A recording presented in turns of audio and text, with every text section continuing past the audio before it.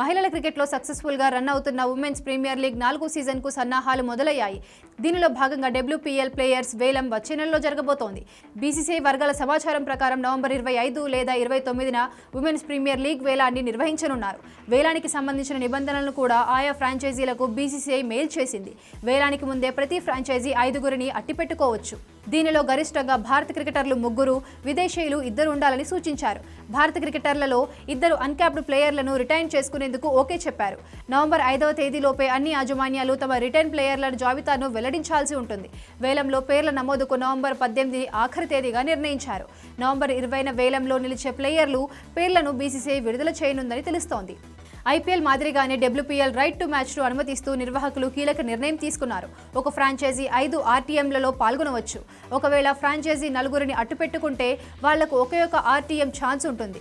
అలాగే 3గురిని రిటైన్ చేసుకుంటే 2 RTMస్లో పాల్గొనొచ్చు. 2ని రిటైన్ చేసుకుంటే 3 RTMస్లో పాల్గొనొచ్చు. ఒక్కరిని అట్టిపెట్టుకుంటే 4 RTMs లభిస్తాయి. మరోవైపు WPL 4వ సీజన్ వేలంలో ఫ్రాంచైజీలు 15 కోట్లు ఖర్చు చేయనున్నారు. స్లాబ్స్ విషయానికి వస్తే ఒక క్రికెటర్కు మాత్రమే 3.5 కోట్లు చెల్లించే అవకాశం ఉంది. రెండో ప్లేయర్కు 2.5 కోట్లు, మూడో ప్లేయర్కు 1.75 కోట్లు, నాలుగో ప్లేయర్కు 1 కోటి, ఐదో ప్లేయర్కు 50 లక్షల వేలం పాడవాడాల్సి ఉంటుంది. ఒక ఫ్రాంచైజీ 5గురిని అట్టుపెట్టుకుంటే వాళ్ళ పర్స్ నుంచి 9.75 కోట్లను తొలగిస్తారు.